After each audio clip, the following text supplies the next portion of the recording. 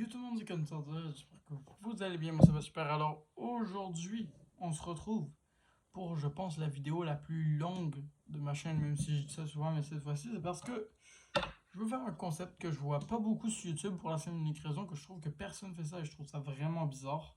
Surtout que, voilà, je suis amateur de cinéma, comme vous le savez, cinéma en tout genre, j'adore les films, etc. Et je me suis dit qu'avec tous les films que j'ai pu voir de 2021 jusqu'à 2023, il y en avait une couple que je pourrais donner mon avis. Alors là, je vais commencer avec les films de 2022 et je vous dirai quand je changerai de catégorie pour 2021 ou 2023 de cette année. Puis en fait, ces films-là, si je les ai vus, je vais mettre un avis critique dessus. Puis je pense que ça va être comme ça, vous allez vite comprendre. On commence avec le tout premier film que je veux vous présenter, c'est le film Scream, donc Scream 5. En fait, je dis que je voudrais vous présenter, mais c'est sur la liste, donc voilà. On commence avec du très très lourd, moi je vous le dis. Puisque pour moi, Scream 5, ça a été un peu un renouvellement au niveau des Scream. On a eu Scream 1, 2, 3, 4, mais le 5, qui ont rebooté Scream, je sais pas pourquoi. En fait, je trouve que c'était vraiment bon. Je dis pas l'inverse, je pense que c'était même un des meilleurs Scream que j'ai vu. Mais, problème, il ressemble trop au premier pour moi. C'est clair, l'histoire est différente, tout ça, mais il y a le petit côté, des fois, là, les tueurs, tout ça. Là, je préviens, je vais spoiler, j'ai oublié de le dire, là, mais je spoil à partir de maintenant. Déjà, il faut savoir que les tueurs Richie et Amber, euh, comment dire, je les trouve vraiment un peu. Je les trouve cool, mais pas tant que ça. Parce que c'est trop une pâle copie de Billy Stu. Bon, mais à part ça, le film est incroyable. Le film, on a un tout nouveau budget qui est largement mieux que l'ancien. Ça, c'est super cool. Les effets spéciaux sont vraiment bons, tout ça. Donc, en vrai, pour moi, Scream, très très bon film. Et puis voilà. Alors, ensuite, prochain film où je vais donner un avis plus long, c'est Uncharted. Uncharted, moi je me souviens, je l'ai vu cette année. Je me souviens plus quand, mais je l'avais vu sur un site de streaming. Ou non, c'était sur Prime, ouais, c'était sur Prime Vidéo, il était sorti. Puis je l'avais regardé là-dessus.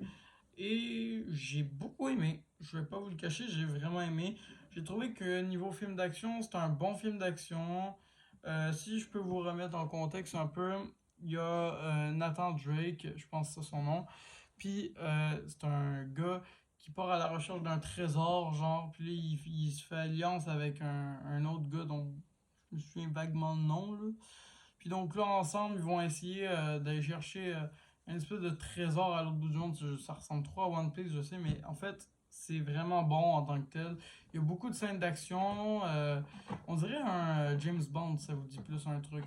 Mais moi, je considérais ça un peu comme un film James Bond, si vous préférez. Et j'adore le fait que, tu sais, ils ont pas d'armes comme James Bond, tout ça, c'est vraiment cool. Puis c'est un film aussi sur la survie, etc. Pour moi, j'adore. Pour moi, j'ai beaucoup aimé le film. Avis positif, Tom Holland joue très bien dans ce film. Vraiment, il n'y a pas de débat. Il y a des bons acteurs, franchement, de bonne qualité. L'histoire est incroyable. L'histoire, t'es accroché du début jusqu'à la fin. Tu veux savoir ce qui se passe. Tu veux le voir au complet, le film. Ça, c'est bien parce que si l'histoire est bonne, le film est bon. Et en tant que tel, c'est un seul film. Donc, t'as pas de suite que t'attends de tout le bail, là. D'ailleurs, il y a une scène post-crédit. Elle est vraiment drôle. Donc, je vous conseillerais de rester pour la scène post-crédit. Parce que vraiment, moi, je me suis tapé une barre devant. Et voilà. Donc, c'est très, très drôle. Ça, je vous la spoilerai pas parce que moi, j'ai quand même un minimum de respect pour vous. Et donc c'est ça, en vrai, Uncharted, pour moi, là, c'était un bon film, carré, efficace. En tant que tel, niveau effets spéciaux, c'était vraiment bon. Moi, là-dessus, j'ai pas trop d'avis à donner à part ça, parce que pour moi, je suis pas trop fan de films d'action. Mais, moi qui n'aime pas de base vraiment les films d'action, juste action, pas Marvel, pas DC, pas horreur, tu sais, je suis très difficile là-dessus, mais Uncharted m'a vraiment convaincu, puis je suis resté jusqu'au bout. À la fin, ouais, j'ai vraiment adoré ce moment-là. Ensuite, on va passer au troisième film que je vais réagir. Il s'agit. Oh, je regarde parce que là, je suis sur une tier list avec des films. J'esquive ceux que j'ai jamais vus. et tout le kit. Puis voilà, vous allez comprendre. Oh! Ça, je vous le dis tout de suite, il est sur Netflix et il s'agit de The Texas Chainsaw Massacre, qui est en fait un total reboot, ben pas de reboot, un 50 ans plus tard du premier Massacre à la tronçonneuse, qui est sorti dans les années 1900, je sais plus trop combien. Et en fait, là, on a 50 ans plus tard, quand Sally, elle, est devenue une ranger, et que donc là, elle s'équipe, elle s'en puis un moment donné, bien évidemment, Leatherface débarque à cause que sa mère adoptive de mes couilles, là, que la vieille mémé, là, elle s'est fait buter de manière très efficace. C'est-à-dire qu'elle a fait je pense qu'elle a fait quoi, un arrêt cardiaque, un truc comme ça. Puis Leatherface s'est mis à péter un câble, à buter tout le monde. Et puis voilà. Puis à un moment donné, il y a carrément une scène, là, je vous la spoil, mais il y a tout le monde dans l'autobus, ils font la fête, ils s'ambiancent. Lui, il débarque avec sa tronçonneuse. Tout le monde le filme sur Instagram. Ils font ouais, tu vas rien faire.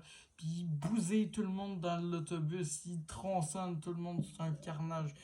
Pour vrai, le film, moi personnellement, je l'ai bien aimé. Je trouvais qu'il était trop court. Parce que, comme vous savez, moi un film d'horreur, il faut quand même qu'il soit un minimum long. Mais là, j'ai trouvé le temps bien trop court pour le film. Vraiment. C'est clair, moi, il y a des persos que j'ai bien aimés, dont Richard qui a malheureusement pas pu survivre plus de 2 secondes écart en combat, mais il était très drôle. C'est ça que j'aimais beaucoup de lui. Et sinon, pour moi, non, The Texas Chainsaw Massacre a été un des meilleurs films sur Netflix que j'ai pu voir. Au début, moi, je connaissais pas vraiment ça, pour être honnête. Je pense que j'avais genre vu la première bande-annonce, c'était quand ça sortait au cinéma. Puis on m'avait déconseillé de le voir et tout. Puis à un moment donné, je l'avais vu quand j'étais plus jeune. Là, à mon âge, je suis arrivé, je l'ai regardé. J'ai surkiffé. Un des meilleurs films qu'il y a sur Netflix. Donc je vous le conseille. Si vous avez un petit 2 heures de disponible, là, petit 2 heures et 2 heures, 2 heures et demie, installez-vous avec du popcorn, votre petite boisson, mettez-vous bien sur Netflix. Netflix tranquille sur la télé et vous vous posez et vous regardez ce film parce que même ceux qui sont pas amateurs de films d'horreur, je pense que vous allez aimer. Pour être honnête, c'est un film qui, moi, j'ai adoré le 50 ans plus tard. Il est incroyable. Ce que je trouve cool aussi, c'est que comparé à d'autres vilains, là, je suis pas, mais il a réussi à tuer tout le monde. Et ça fait une nouvelle fin pour cette saga. Pour moi, là, c'est une fin qui s'achève vraiment bien. Et donc, quand je dis tout le monde, c'est que Sally n'a pas pu survivre, effectivement. Et j'ai trouvé ça cool parce qu'on a pu revoir Sally versus Leatherface, un combat que je voulais voir, moi. Et je l'ai vu. Et ça, c'est cool. Et en tant que tel, le film est bon. En tant que tel, moi, vraiment, passé un super moment devant. J'aurais aimé aller le voir au cinéma, là, vous donner une idée. Quand je l'ai vu, là, je me suis dit, si j'aurais été au cinéma, j'aurais surkiffé. Parce que, il était trop bon, le film.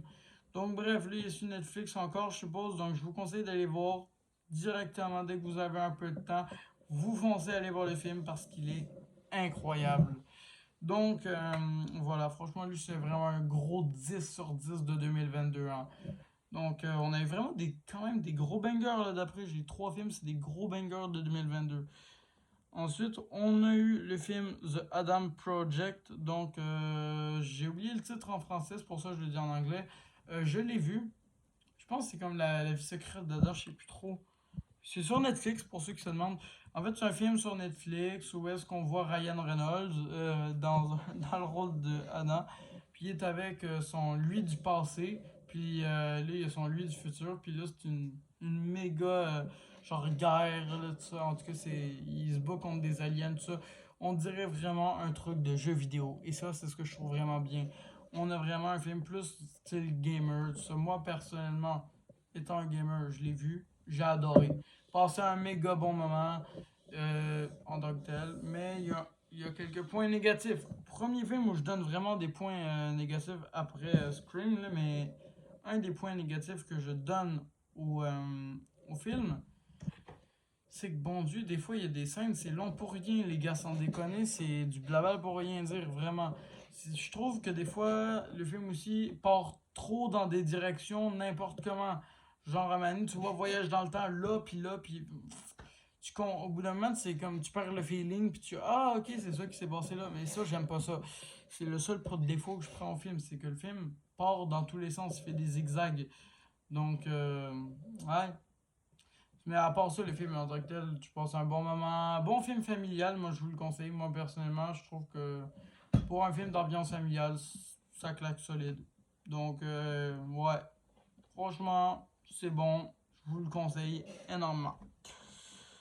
Ensuite, on a le film qui, je pense, a été un des plus gros bangers de 2022, The Batman. The Batman. Parce que l'affaire, là, moi, je l'ai vu au cinéma. Donc là, j'ai été voir au cinéma dès que ça a sorti. Moi, j'ai capoté, j'ai vu la bande-annonce. Je fais wow, wow, wow, un nouveau Batman. Moi, je les ai toutes vus, les Batman. Et quand je l'ai vu, j'ai adoré. Déjà, j'ai adoré Robert Pattinson en Batman. Vous auriez dû faire ça d'avance parce que ça claque. Je trouve aussi que l'homme mystère, ben, comparé à la version de Batman Forever avec Jim Carrey, là, on a vraiment un homme mystère sombre qui tue, qui pose des énigmes, qui pourrait vraiment. Il y a une scène même avec la bombe, là, ça me faisait grave flipper. J'étais avec un ancien pote, puis on était au cinéma, puis on flippait grave parce qu'on se disait, bordel, la bombe va sauter, tu sais. Il y avait quelques secondes dans le mode allez, allez, allez. Donc vraiment, c'était t'as le genre un peu de stress qui t'arrive. C'est un film qui est plus dans l'univers vraiment sombre de Gotham. Mais pour moi, ça a été un excellent film.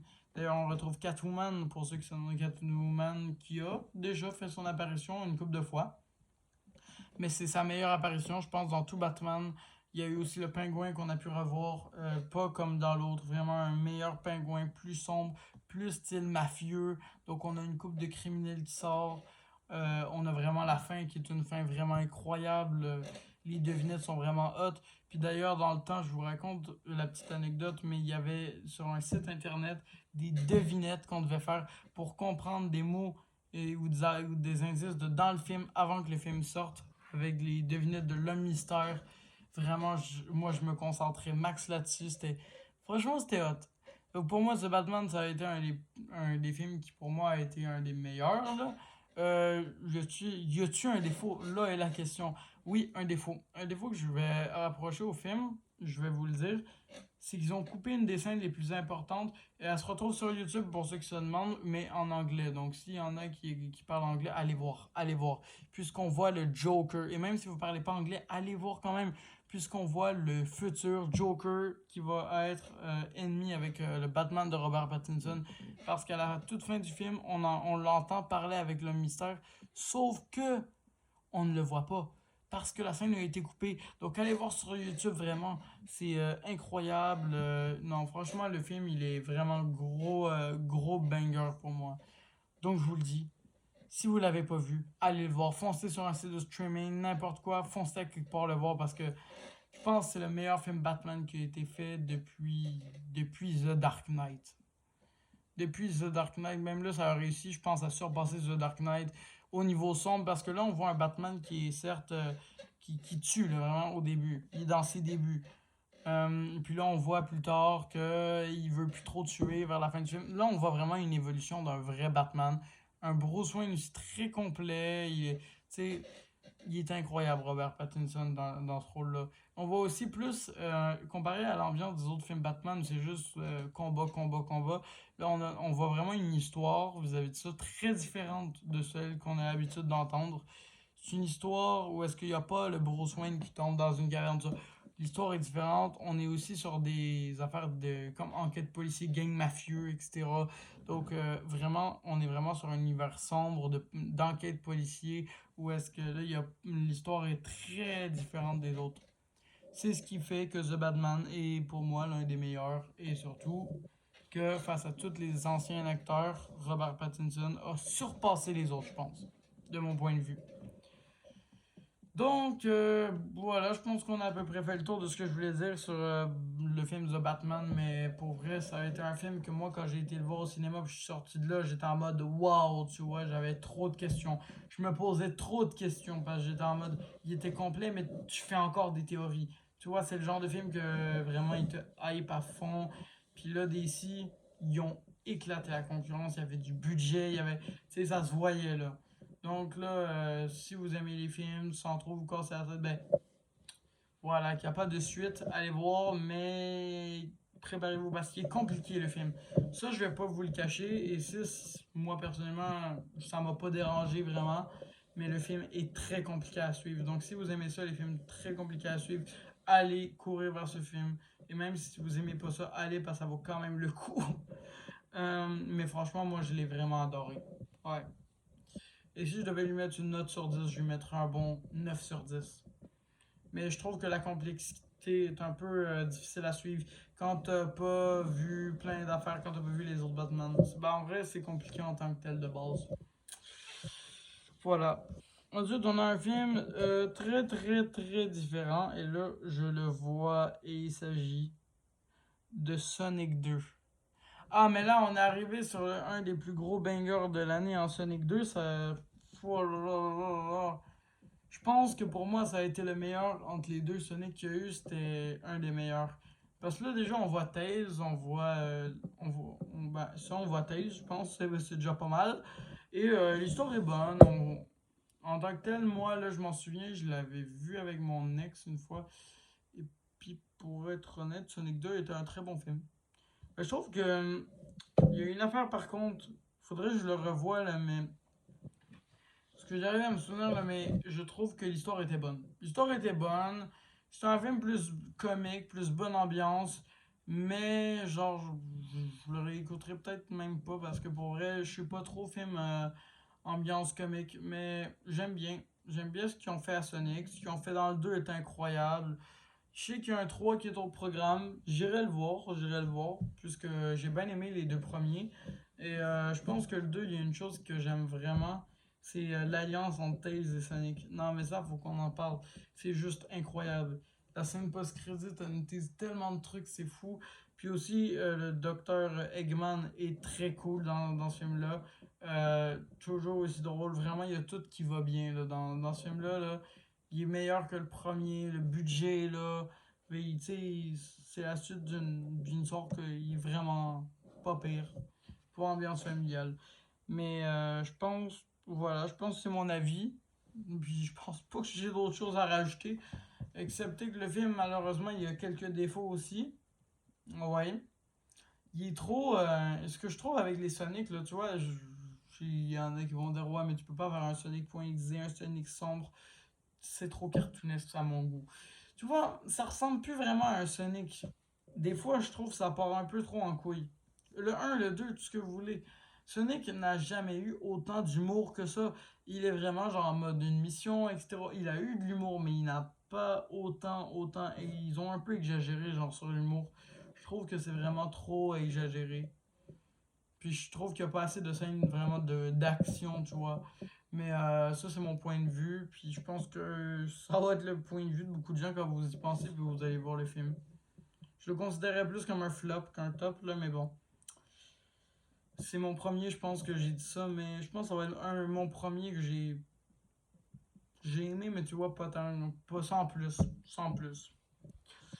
Ensuite, on passe sur un prochain film qui était très bien. Ça, je m'en souviens, je l'ai vu avec mon ancien meilleur ami, toujours le même. Qui, on l'avait vu, c'était sur quoi? C'était sur un site de streaming dans le temps qui fonctionnait très bien. Coflix, vous vous en souvenez, s'il y en a qui s'en souviennent, qui est devenu je suis un site de merde, là. Bref. En tout cas. Tout ça pour dire que c'est Morbius et Morbius est un excellent film. Je trouve que là, Marvel, ils ont été enfin dans ce qu'ils devaient faire avec Morbius. Un univers sombre, ce qui est pas mal bien parce que Morbius, c'est un vampire, un humain vampire qui bouffe des gens. Je ne vais pas vous le cacher, c'est un résumé du méchant de Spider-Man. Et ce que je trouve vraiment bien, c'est que là, avec le film Morbius, il est incroyable le film. On voit aussi Jared Leto qui joue très bien le rôle de l'humain là, qui se fait mordre par Morbius. C'est incroyable. Je trouve que l'histoire est vraiment bonne aussi parce que là, on est dans un univers sombre. Il n'y a pas de Spider-Man qui débarque et tout. On voit vraiment Morbius qui doit sortir d'une merde qui s'est arrivée avec des organisations qui veulent l'arrêter. Bref, c'est très bon. Moi, je vous conseillerais d'aller le voir parce que pour vrai, vous allez passer un vrai bon moment.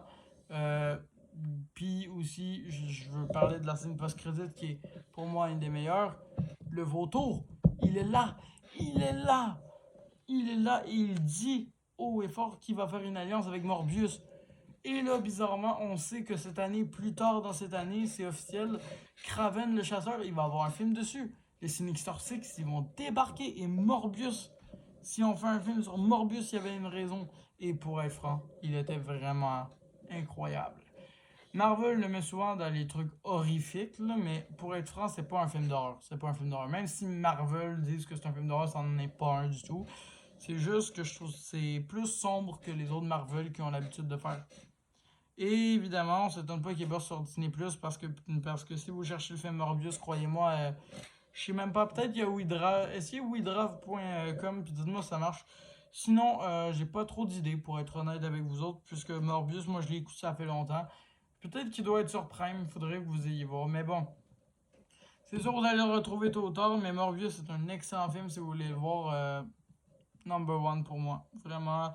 Il y a un défaut que je pourrais mettre au film. Non, en vrai, le film, il est pas tant parti en cacahuète que ça, je trouve. Hein. Tu sais, il était correct, il était bon. Non, pas vraiment de défaut. J'ai pas de plainte à mettre sur le film ou de quoi. Marvel ont vraiment bien géré. Ouais. Le gros banger de Marvel. Prochain film qui est officiellement de Netflix, c'est vrai. Ça, c'est un film qui a été fait sur Netflix et donc vous pouvez le trouver nulle part ailleurs. Donc achetez-vous Netflix pour ce film-là qui est incroyable. C'est Chose or Die. Bon, mon accent anglais, je vous demande pardon, je vais vous traduire en français pour ceux qui se demandent. C'est Choisi ou mort. Voilà, c'est gâche. Là, on repart sur de l'horreur. Bon, on a fait du DC, on a fait du Marvel, on est reparti sur de l'horreur. Et ce film-là, imaginez qu'on vous laisse deux choix dans la vie. T'as un ordinateur hacké, ben, je sais pas, on te laisse deux choix, mais des choix vraiment bizarres. Genre, exemple, oreille ou langue. Ça, c'est. Je donne l'exemple du début du film. Puis, exemple, t'appuies sur langue, bah, une personne qui aime perdre la langue. Voilà, c'est cash. Quand je dis perdre la langue, c'est pas il parle pas, il. Ça, à terre. Et il pisse du sang. Faut donner une idée, c'est à peu près ça. Mais là, il y a des fois où c'est de pire en pire. C'est-à-dire que dans le film, vous allez voir, il y a tout le monde, il se met à avoir sur un ordinateur des affaires, puis là, les gens deviennent buggés, puis là, il faut qu'ils enquêtent à comment arrêter ça, puis vous allez voir la fin est fuckée, là. Moi, personnellement, ça m'a fait un peu flipper. Pas tant que ça. C'est pas un film vraiment flippant en tant que tel, mais c'est un film avec une histoire que tu veux savoir comment ils vont faire pour arrêter jusqu'au bout. Puis tu sais, tu vois vraiment beaucoup de choses. Donc, non. Pour être honnête avec vous, il y a une chose qui est sûre. Chose Order est un film très intense au niveau. Moi, je trouve que c'est un film qui a été vraiment loin dans son affaire. Mais en tant que tel, son histoire est bonne. Du renouveau, ça ressemble pas trop aux Action en vérité qu'il y a eu d'horreur là en 2000, je sais plus trop combien, 2019-2018 je crois. Ça ressemble pas du tout à ça. Parce que là, on est vraiment sur un programme informatique qui se met à faire des trucs vraiment bizarres. Puis, ouais, c'est vraiment un truc dans ce genre-là. Donc, Chose Order, très bon film. Moi, j'ai passé un. Moi, je pense que c'était quelqu'un qui me l'avait conseillé en plus.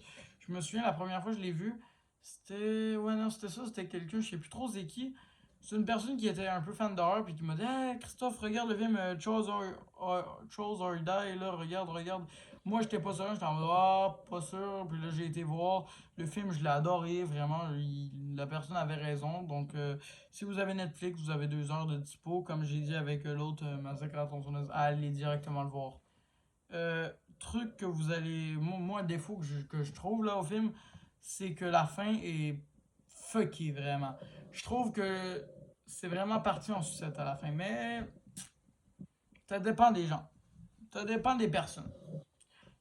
Moi, c'est ça que je dis. Moi, ça dépend toujours des personnes, mais je trouve que ça va vraiment partir en sucette à la fin du film. Mais bon, vous êtes les seuls qui pouvaient en déduire par vous-même. Donc, c'est Michi. Moi, je peux pas décider pour vous, mais je vous spoilerai même pas la fin parce que c'est mieux que vous voyez par vous-même. Donc, c'est parti. Voilà. Bon, on part au prochain film. Let's go. Il s'agit du. Ah oui, du film Doctor Strange, The Multiverse of Madness. Que j'ai été voir au cinéma d'ailleurs. Film Marvel que j'ai sûrement. En fait, presque tous les films Marvel, j'ai été les voir au cinéma. Et d'ailleurs, ce film-là, pour moi, c'est un des meilleurs films Marvel que j'ai jamais eu. Je trouve que là, les effets spéciaux de Doctor Strange, quand il voyage entre les dimensions, c'est super. Les variantes de Doctor Strange sont pas mal toutes là. Defender Strange est là. On voit aussi le Doctor Strange de What If, ceux qui se demandent. Donc là, on voit Wanda méchante. On voit America Chavez. On voit plein de persos qui débarquent, des persos qui devaient être là. Une histoire incroyable. Vraiment, je vous le dis, il faut vraiment que vous ayez voir. Toute l'histoire est incroyable. C'est un des. Ben, il est meilleur que le premier. Et ouais, non, vraiment, il est incroyable. Bon film Marvel. Si vous voulez passer du bon moment en écoutant un film Marvel, il faut que vous ayez voir lui. Ce que je trouve aussi, c'est qu'ils ont mis un peu d'univers sombre, mais pas trop. C'est-à-dire qu'ils ont mis assez pour qu'on ait un peu l'horreur, un petit peu genre style horreur sur Strange, mais ils n'ont pas foutu. C'est un Marvel, donc ils ont quand même gardé l'univers Marvel. C'est ce qui a fait que le film est bon. Et c'est produit par Sam Raimi, celui qui a fait Spider-Man 1, 2, 3, là, vous vous en souvenez, celui qui avait Tobey Maguire, là. Et ben, c'est lui-même, le réalisateur qui a fait les films de Tobey Maguire, Spider-Man, qui a fait le film Doctor Strange 2. Donc, là, on est sur de l'univers un peu plus sombre. Ça, c'est ce qui est cool. Puis Sam Raimi est très bon là-dedans. Il a fait une coupe de films sombres, donc voilà, voilà. C'est excellent. Ensuite, il y a un film, lui, je vais le mettre plus tard, mais je pense que cette année, j'en ferai carrément une vidéo. J'hésite. Je verrai si j'en fais une vidéo, mais peut-être le film Firestarter, qui vient d'un livre de Stephen King. Je ne l'ai pas encore vu, mais d'après l'abondance, ça a l'air pas pire. Je vous en redirai des nouvelles sûrement. Ok, on part sur le prochain film. Il s'agit d'un film Disney de Chip and Dale. Je passe vite là-dessus. Pourquoi? Parce que je l'ai vu et le seul truc que je peux vous conseiller, s'il y en a qui aiment les films Disney, je vous le conseille vite. Il y a plein d'easter eggs avec tout et n'importe quoi. Donc, allez-y. Allez voir les films. Ben, pas les films, mais il est sur Disney Plus, ceux qui se demandent.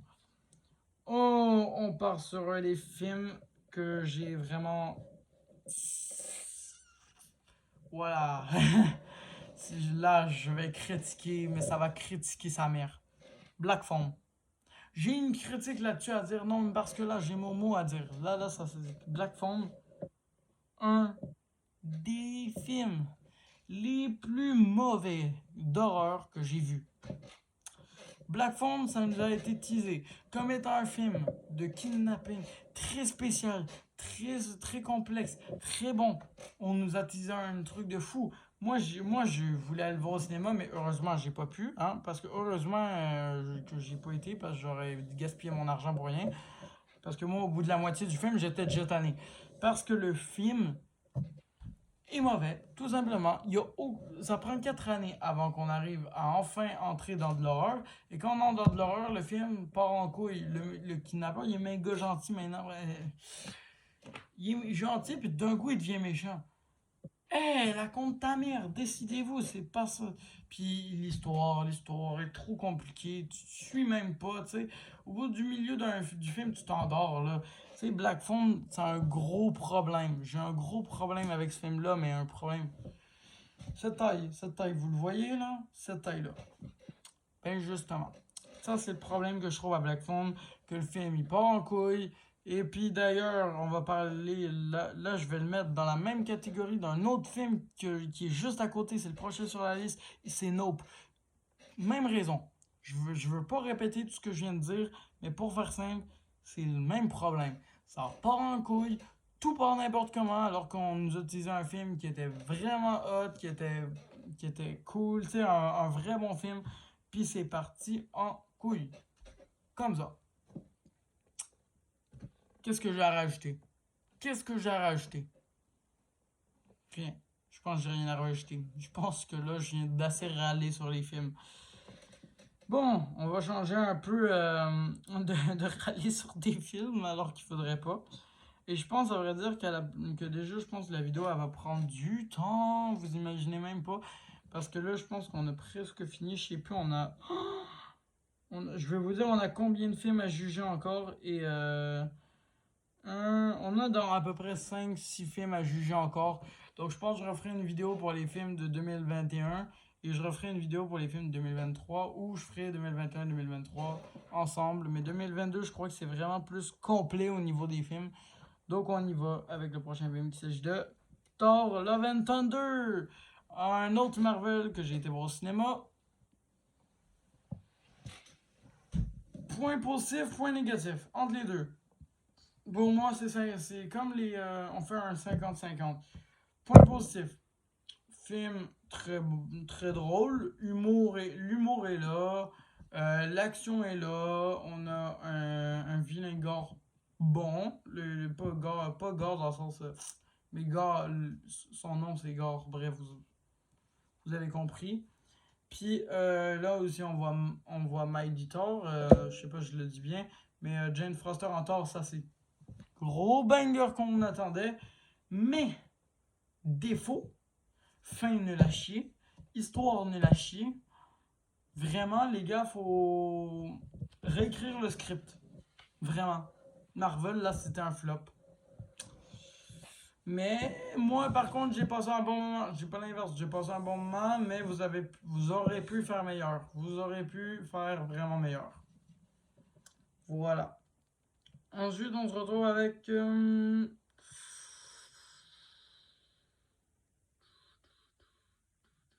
Bougez pas, je cherche. Ah, voilà. Là, oh, ok. On sort le film le plus dur à expliquer, qui est dur à juger, que j'ai vu sur Prime. Jeepers Creepers Reborn.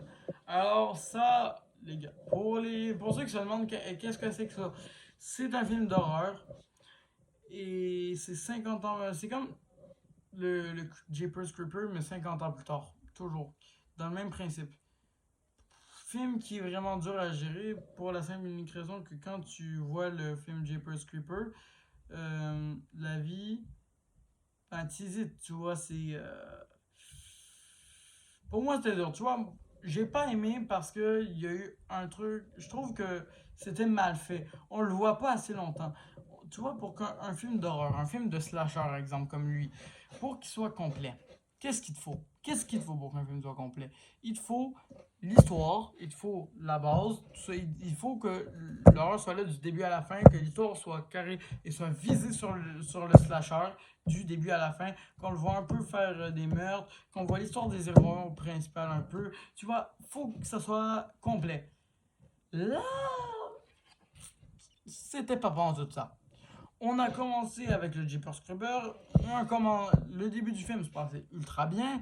Ensuite, tout allait bien. Juste avant qu'on parte après, on voit les héros principaux. On voit une disparition et après, bam, on voit un couple qui va à une fête. On va là, il se méfie, y a rien. Il se méfie, y a rien. Puis là, on danse comme ça pendant 4 années. Juste à temps qu'il y en ait un qui se décide d'enfin nous emmener à la tanière du Jeepers Creeper.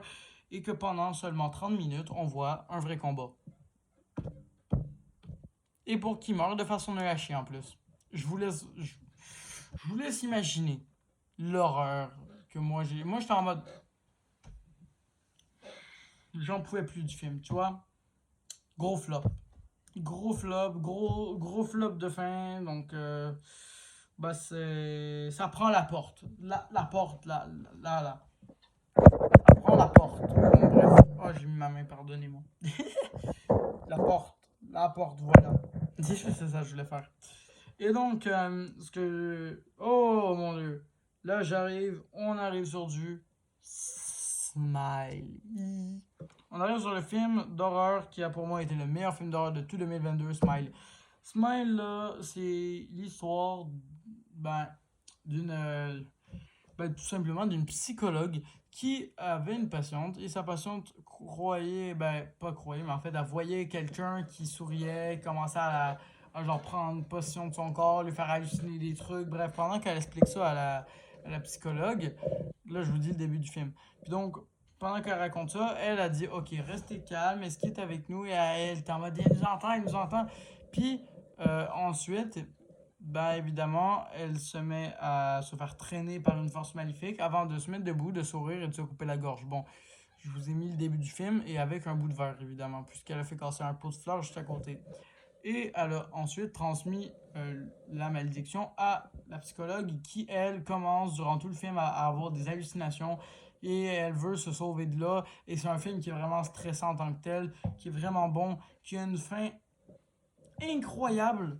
Je vous laisse voir. Mais un 2 est en préparation. Et ça, c'est bien parce que franchement, on va voir l'histoire de son ex qui a décidé de vouloir, pour la repécho, décider d'aller la sauver. Moi, personnellement, une de mes ex fait ça, je te attends, bouge pas. C'est quoi faut faire? Je cours, je prends la fuite. Puis si elle me transmet la malédiction, faut tuer quelqu'un pour survivre. Attends, bouge pas.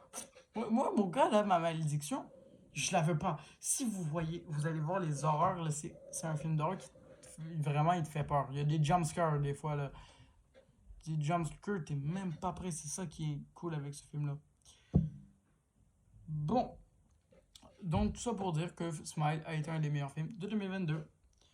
Et je pense ensuite qu'on pourrait vaguement parler. Là, je vais faire un peu plus vite puisque la vidéo fait déjà 35 minutes. Putain de merde. Je m'attendais pas à ça. Mais il nous reste, je pense, que 2 films à juger. 4 films. 4 films. Ok, 4 films à juger. Le film Wakanda Forever. Black Panther Wakanda Forever. Qui pour moi a été un gros flop. Et pour faire un résumé, qu'est-ce que je dis là? C'est parce que ça fait juste un hommage à Black Panther et durant tout le film, c'est juste un hommage à lui. Le personnage de Namor ne sert à que dalle. Il meurt de façon immédiate. Shuri est trop rempli de haine. Il n'y a rien qui va de A à Z. T'as rien qui va de A à Z. Tu peux t'endormir devant le film, vous donner une idée. Pire film Marvel. Marvel, là, en plus, il n'y a même pas Dr. Fatalis en scène post-crédit pour nous utiliser un autre méchant. C'était le dernier film de l'année, les gars. Faites un effort. Bon. Alors qu'il nous avait bien teasé l'arrivée de Dr. Fatalis. Bref, ça, là, ça m'a énervé. Ça m'a vénère. Et donc là, ben, je passe vite sur lui parce que j'ai pas vraiment d'avis à dire. Puisque le film, en tant que tel, la contre Simon n'a rien à dire. Black Adam, là, film incroyable. Déjà, Black Adam, The Rock en Black Adam, meilleure chose qui pouvait arriver. Histoire méga bonne. Personnage incroyable. Arrivée de Hawkman, Captain Atom, Starfire, ça ne s'arrête plus. C'est incroyable. Et Dr. Fate est là. Ça, là, tu peux pas rêver mieux.